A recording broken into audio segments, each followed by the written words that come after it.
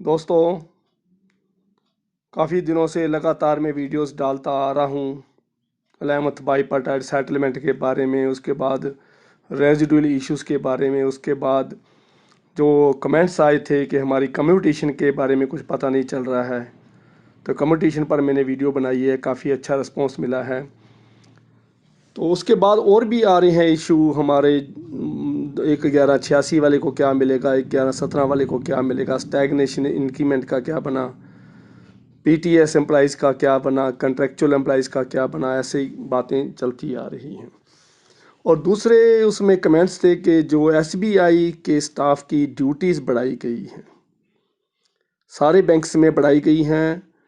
आज मैं आपको स्टेट बैंक ऑफ इंडिया के जो अलाउंसेस हैं और उनकी जो ड्यूटीज़ बढ़ाई गई हैं उनके बारे में, क्लरिकल स्टाफ की जो ड्यूटीज़ बढ़ी हैं, क्योंकि मैंने पहले ही वेज रिवीजन की मीटिंग में जब हुई थी तो मैंने आपको बताया था अपने वीडियो में कि आईबीए के पास हम अपनी डिमांड की लिस्ट लेके जा रहे हैं। उनके पास अपनी एक लिस्ट बहुत लंबी है, उनकी अपनी मांगें हैं। वो क्लरिकल स्टाफ की पावर्स बहुत बढ़ाना चाहती हैं, क्लरिकल स्टाफ को आलमोस्ट ऑफिसर के बराबर, स्केल 1 के बराबर वो जिम्मेवार बनाना चाहती हैं।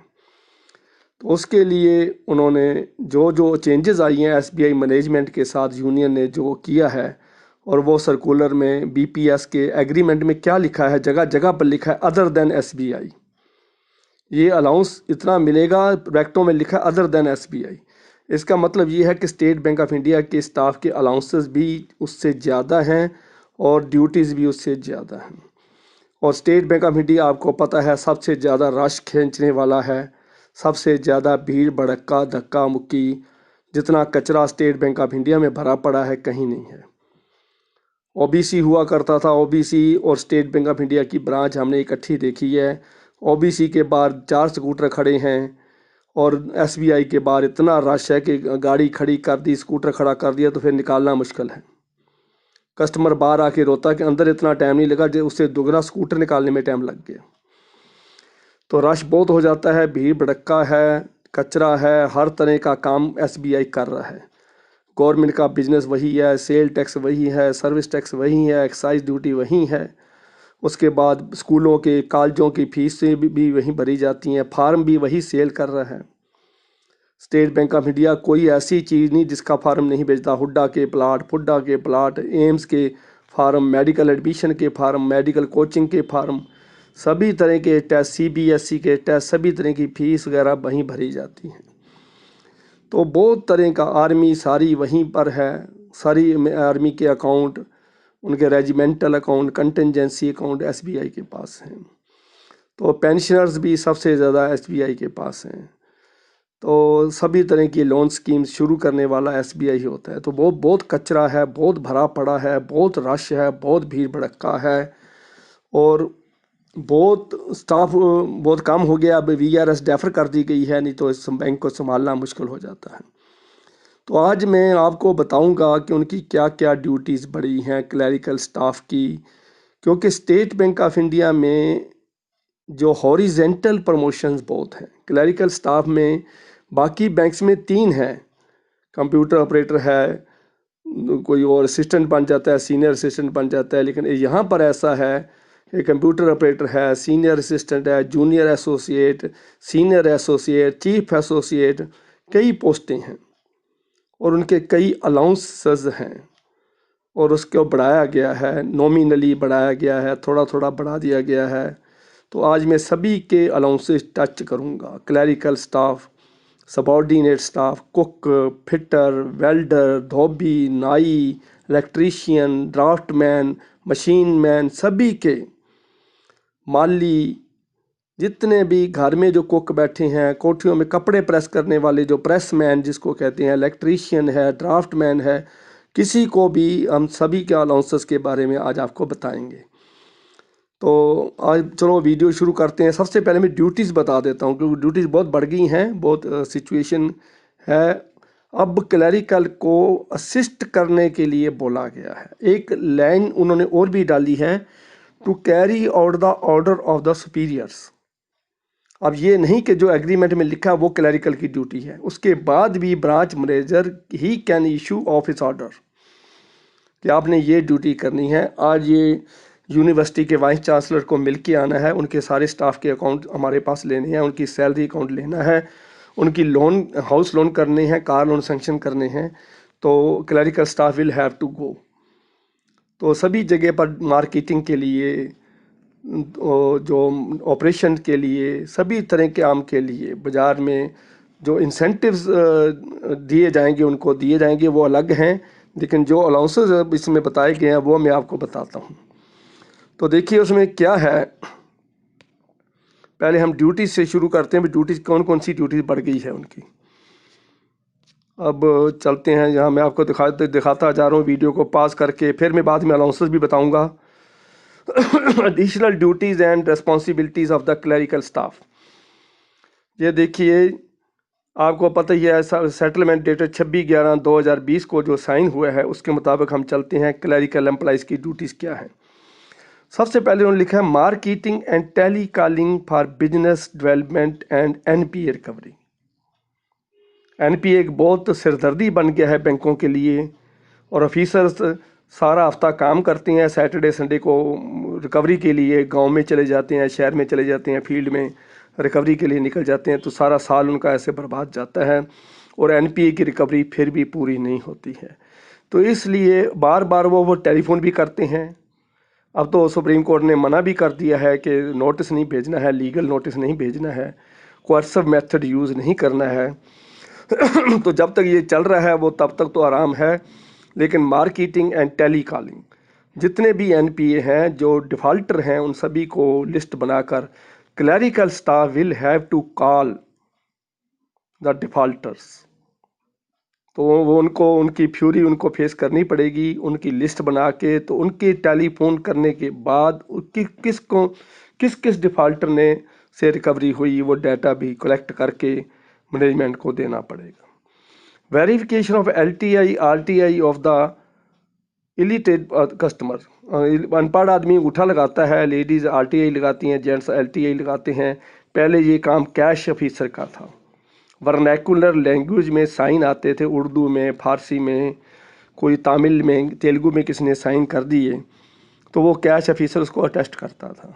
इसी तरह अंगूठे को भी वही टेस्ट करता था। अब ये पावर कैश ये verification of LTI customer bye holders of the cash की इन कैश बैलेंस ब्रांचेस। तो कैश बैलेंस ब्रांचेस कौन की चाबी क्लरिकल स्टाफ के पास होती है, तो ये उनका टेस्ट करेगा। उसकी रिस्पॉन्सिबिलिटी बहुत बढ़ा दी गई है। तो ये उसने ऑब्जर्वेशन से काम करना है। उर्दू के सिग्नेचर वो करेगा, अंगूठा वो टेस्ट करेगा, तो उसकी ऑब्जर्वेशन जो है वहाँ पर काम करेगी। Assisting the branch manager in acquisition of new business. अब न्यू बिजनेस का ही है, पर्सनल अकाउंट्स का, पर्सनल लोन का टारगेट है, हाउस होल्ड लोन का टारगेट है, कार लोन का टारगेट है। तो हर जगह पर टारगेट फिक्स है। डिपॉजिट का भी टारगेट है, एडवांसेस का भी टारगेट है। छोटे लोन ग्राम निवास योजना में जो छोटे लोन हैं वो सभी का टारगेट दे दिया गया है। तो इसलिए हर तरह का लोन, मुद्रा लोन है, जन धन योजना अकाउंट खोलने का भी टारगेट है। तो सभी तरह के टारगेट के लिए उनको असिस्ट करना है क्लरिकल स्टाफ ने। पहले वाला काम नहीं है, 9 से 5 वाला काम नहीं है कि मैं 9 बज, मेरा तो टाइम हो गया जी, 5 बज गया, मैं नहीं बैठ सकता। उसने असिस्ट करना है, फील्ड में जाना है, हर तरह का काम उसको करना पड़ेगा। Follow up recovery, achievement of budgetary goal and enhancing profitability. देखिए एक लाइन में उन्होंने कितनी रिस्पॉन्सिबिलिटी डाली है क्लरिकल स्टाफ के ऊपर। फॉलो अप भी करना है, रिकवरी भी करनी है, बजटरी गोल को अचीव भी करना है। बजटरी गोल बहुत हाई होते हैं, उनको अचीव भी करना है। And enhancing the profitability. जैसे पीर वो मीटिंग में ब्रांच मैनेजर को बुला के पूछा जाता है तुम्हारी ब्रांच डाउन क्यों आ गई है, प्रॉफिट ब्रांच का कम क्यों हुआ है, बजट जो आपको दिया गया क्यों नहीं अचीव हुआ, उसकी खिंचाई होती है। इतनी खिंचाई होती है, कई बार इतनी बेइज्जती कर देते हैं कि बर्दाश्त करना मुश्किल हो जाता है। मैंने ऐसे ब्रांच मैनेजर देखे हैं जिसको एजीएम ने कहा कि तुम कुर्सी पे खड़े हो जाओ, तो इतनी दुर्दशा कर दी जाती है। एक ब्रांच मैनेजर के हाथ से खाने लंच टाइम में खाने की प्लेट जीएम ने छीन ली। You are sucking blood of the bank. उसको ये बोला गया कि आपने टारगेट अचीव नहीं किया, you have no right to have lunch with public money, with bank staff money. तो ऐसे लोग हैं, तो इस हिसाब से अब ये क्लैरिकल के ऊपर सारी जिम्मेवारी डाल दी गई है कि अचीवमेंट उसने करना है, उसको असिस्ट करना है। उसके बाद जो है पासिंग पावर बढ़ाने का काम भी उन्होंने कर दिया है। पासिंग पावर तो बहुत देर से लटक रही थी, ये मसला तो बहुत देर से चला आ रहा था, बार बार उन्होंने डिमांड भी करी है। तो स्टेट बैंक ऑफ इंडिया के जो chief associate and special associate will verify document as per check list case of sanction of P segment loans in for public. देखिए, लोन के डॉक्यूमेंट्स के लिए भी chief associate and special associate जो है document को वेरीफाई करेंगे और चेक लिस्ट के मुताबिक डॉक्यूमेंट इकट्ठे करेंगे और उनको अटेस्ट भी करेंगे पी सेगमेंट लोन्स के लिए। सिर्फ यहाँ पर सिर्फ पी सेगमेंट लोन लिखा है, जो कैश क्रेडिट है या दूसरे कमर्शियल लोन हैं उनके लिए नहीं है। अच्छा, उनकी जो पासिंग है power, exercising passing power as per designation as under junior associate और सीनियर एसोसिएट के लिए कोई चेंज नहीं है। रिवाइज्ड में नो चेंज है। पहले ही एग्जिस्टिंग उनकी 15,000 20,000, एसोसिएट की 35,000 70,000, सीनियर एसोसिएट की 50 से 1 लाख है। ये पहले ही है कैश की ट्रांसफ़र की। अब मैं करता हूँ बात आपकी जो अब रिवाइज हुई है। स्पेशल असिस्टेंट की एग्जिस्टिंग जो है एट प्रेजेंट क्या कर रहा है, वो 1 लाख तक कैश की पासिंग करता है, 4 लाख तक बीटी करता है।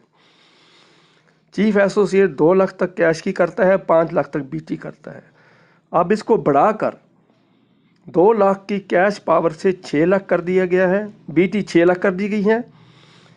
कैश को 1 लाख से बढ़ा के 2 लाख कर दिया गया है और बीटी को 4 लाख से बढ़ाकर 6 लाख कर दिया गया है स्पेशल एसोसिएट के लिए। चीफ एसोसिएट को तो स्केल 2 बना दिया उन्होंने पूरा।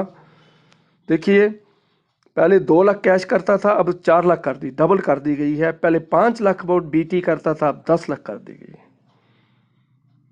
इसको तो स्केल 2 मैनेजर बना दिया जी, बहुत बड़ा मैनेजर है।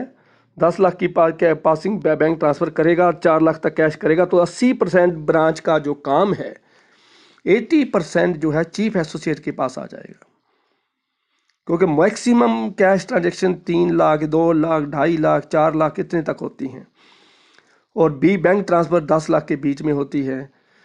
तो उसके ऊपर जो है वो अकाउंटेंट के पास स्केल 1 स्केल 2 के पास जाएगी। तो इसलिए काफ़ी ड्यूटीज़ बढ़ाई गई हैं। और एक मैंने आपको पहले ही बताया था, सभी ने ध्यान से सुना है या नहीं सुना है, वो क्लरिकल ऑफिसर सभी के लिए, सबॉर्डिनेट के लिए है कि misbehave is a gross misconduct. 15% लेके हम खुश तो हो गए, खुश भी क्या हुए, आधे से ज़्यादा बैंक्स को अभी तक एरियर नहीं मिला है। आधे से ज़्यादा बैंक्स को जनवरी के महीने में नई सैलरी मिलने का चांस नहीं है। देखिए बैंक की हालत, ये हमारी यूनियन है, ये हमारी यूएफबीयू है जो 4% लेवी मांग रही है।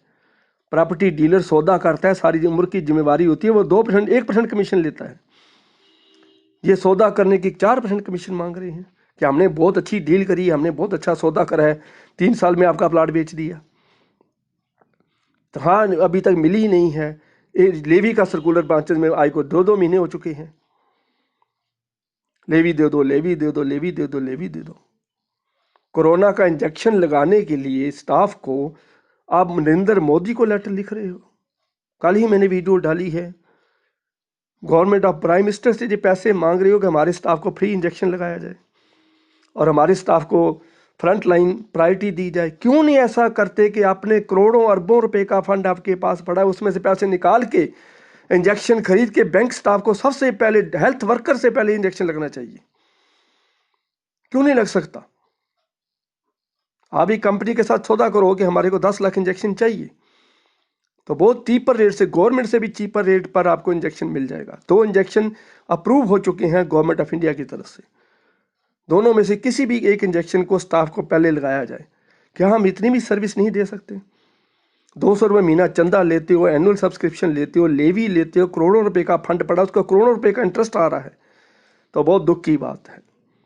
अब मैं कहाँ कह रहा हूँ, कोई सब फिर लेवी देते हैं, नो लेवी लिख कर फिर लेवी देते हैं। इस बार कुछ हुआ है, इंप्रूवमेंट हुई है। नो लेवी वाले बहुत हैं, नो लेवी रिफ्यूज़ करने वाले बहुत हैं, जिन्होंने HRM उसको लिख के दे दिया है, नो डिडक्शन ऑफ लेवी। तो आप समझिए इस बात को। तो बैंक ने अभी तक कुछ नहीं किया है। 15% लेके इतनी मार पड़ी है, अब इसको पढ़ के देखो। ग्रॉस मिसकंडक्ट, ग्रॉस मिसकंडक्ट का मतलब है कोई भी कस्टमर आया और उसने गलत बात करी या ठीक करी, एज पर रूल आप ठीक है, आपने वो बात नहीं मानी। बेरर चेक है, आपने कहा आप पीछे साइन करिए। ऑर्डर चेक है, आपने कहा कि पीछे साइन अटेस्ट करवा के आइए। तो आप एज पर रूल ठीक है, लेकिन साथ में वो लिखता है कि ये क्लर्क ने मेरे साथ मिसबिहेव किया, मैं काउंटर पर आया, इसने मेरे को ऐसे बोला और मेरे साथ मिसबिहेव किया, मेरा चेक ऐसे फेंक दिया। तो ये लाइन बैंक पकड़ेगा, मिसबिहेव वाली लाइन को पकड़ के ग्रॉस मिसकंडक्ट में मेजर पेनल्टी प्रोसीडिंग स्टार्ट कर देगा। Vigilance department major penalty proceeding start करेगा और मेजर पेनल्टी प्रोसीडिंग्स के दौरान जब तक इंक्वायरी चलेगी, आप फेस्टिवल एडवांस भी नहीं ले सकते, किसी तरह का लोन नहीं ले सकते, किसी तरह की प्रमोशन वगैरह नहीं ले सकते, और मैक्सिमम केसेस में ऑपरेशन से उस एम्प्लाई को निकाल दिया जाता है। मेजर पेनल्टी प्रोसीडिंग चल रही हो तो आप ब्रांच में काम नहीं कर सकते, आपको आरबीओ में, एलसीपीसी में, कहीं ऐसी जगह पर भेज दिया जाता है जहां पब्लिक डीलिंग ना हो, जहां पर लोन सेंक्शनिंग ना हो, फाइनेंशियल डीलिंग ना हो, नॉन फाइनेंशियल कामों में आपको लगाया जाएगा। तो ग्रॉस मिसकंडक्ट 3-4 इंक्वायरी चलती रहती है, आदमी को बहुत डीमोरलाइज कर दिया जाता है। तो इसलिए भाइयों, ये 15% आपके पास तो आया है कि आने वाला है, चलो उसके ऊपर हम चर्चा नहीं करते, ये इसमें बहुत दबाया गया है। अब पावर इतनी बढ़ा दी गई है, रिस्पॉन्सिबिलिटी इतनी है, और रश होने के कारण मिस्टेक का बहुत चांस बन जाता है। सेकंड सैटरडे और फोर्थ सैटरडे छुट्टी है, सैटरडे संडे जब छुट्टी होती है तो मंडे को बहुत रश पड़ता है, और फ्राइडे को बहुत मिस्टेक्स होती हैं रश की वजह से, क्योंकि आगे 2 दिन की छुट्टी होती है और रश की वजह से, बहुत भीड़ भड़के की वजह से गलती का ज़्यादा चांस बन जाता है। और सबसे बड़ी बात यह है कि जो ऑफिसर लोग हैं, जो बैंक का स्टाफ है, बहुत दूर फेंका हुआ है, फ्राइडे को उन्होंने अपने घर जाने की तैयारी करनी होती है, तो इसलिए डबल माइंडेड, वो वेवरिंग माइंड से काम करते हैं और बड़ी मिस्टेक हो जाती है, सारी सारी नौकरी खतरे में पड़ जाती है, क्योंकि सैटरडे संडे छुट्टी है तो फ्राइडे नाइट को वो घर पहुंचना चाहते हैं। तो इसलिए बैंक को इसके ऊपर सोचना चाहिए, जो हमारे लीडर साहिबान हैं उनको भी सोचना चाहिए।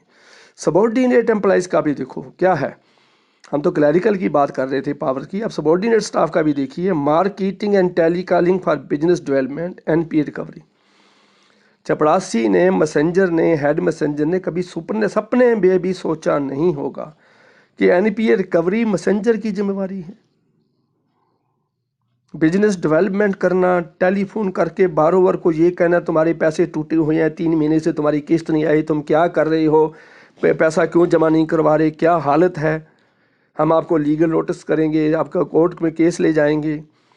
मार्केटिंग करेगा ये चपड़ासी करेगा।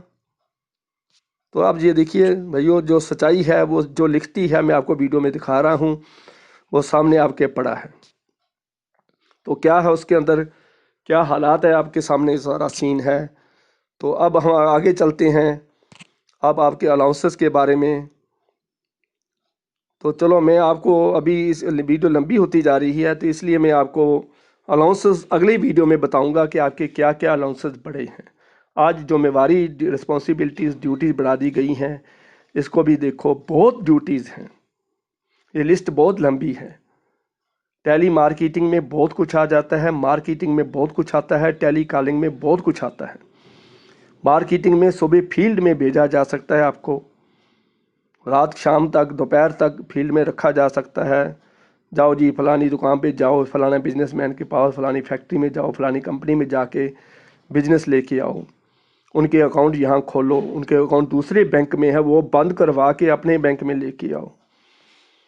तो ये काम मुश्किल है। जिसका अकाउंट खुला हुआ है तो वो चीज़ हो जाती है, उसको उसको उठा के लाना इधर, तो आप उसमें क्या क्वालिटी है वो आपको बताना पड़ता है।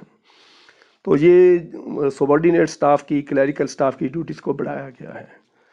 तो वीडियोस देखिए 20 मिनट की होती जा रही है। अगर मैं आपको आपके अलाउंसेस बताऊंगा तो इसमें अलाउंसेस में बहुत ज़्यादा है कवरेज, 4-5 पेज हैं मेरे हाथ में, तो फिर 20 मिनट की और बन जाएगी तो लंबी हो जाएगी। तो इसलिए आज इस शब्दों को विराम देता हूँ। तो मैं अगली वीडियो कल डालूंगा जिसमें आपकी अलाउंसेस के बारे में, कितने कितने अलाउंसेस बढ़ गए हैं, सभी के अलाउंसेस में इम्प्रूवमेंट हुई है, लेकिन मैं आपको फिर अगली वीडियो में बताऊंगा। मुझे आशा है इस वीडियो को लाइक शेयर करना और सब्सक्राइब करना भाइयों बिल्कुल नहीं भूलोगे। मैं बार बार रिक्वेस्ट कर चुका हूँ, सब्सक्राइब करने से मुझे पैसा नहीं मिलता है, मुझे अगली वीडियो का उत्साह मिलता है। मैं अगली वीडियो अच्छी से अच्छी बनाऊँ, अच्छी से अच्छी वीडियो बना के क्वालिटी वीडियो आपके पास लेके आऊँ और आपके सामने अच्छा मटेरियल, ऑथेंटिकेटेड मटेरियल रखूँ। तो इसलिए है क्योंकि लोग, मैं देखता हूँ यूट्यूबर जिन्होंने मेरे साथ यूट्यूब शुरू करा था, वो एक रंडी बाज़ार दिखा के, कॉल गर्ल्स का, प्रोस्टिट्यूट का एरिया दिखा के, चोर बाज़ार दिखा के लाखों सब्सक्राइबर ले गए हैं।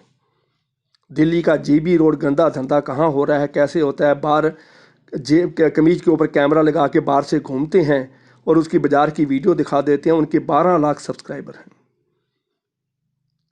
तो जो चोर बाज़ार दिखा रहा है उसके 10 लाख सब्सक्राइबर हैं। जो गंदी रिकॉर्डिंग सुना रहा है, लड़की को 500 रुपया दे के टेलीफोन की रिकॉर्डिंग सुनाता है, उसके 12-18 लाख सब्सक्राइबर हैं।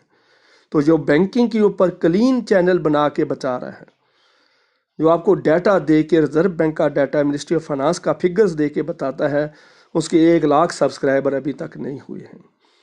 और कुकिंग चैनल के देख के मैं हैरान हो रहा हूँ, जो अचार डालना सिखा रही है, अचार कैसे बनाते हैं, चाय कैसे बनानी है, दही कैसे जमानी है, दही के पानी से पनीर कैसे निकालना है, उसके 18 लाख सब्सक्राइबर हैं।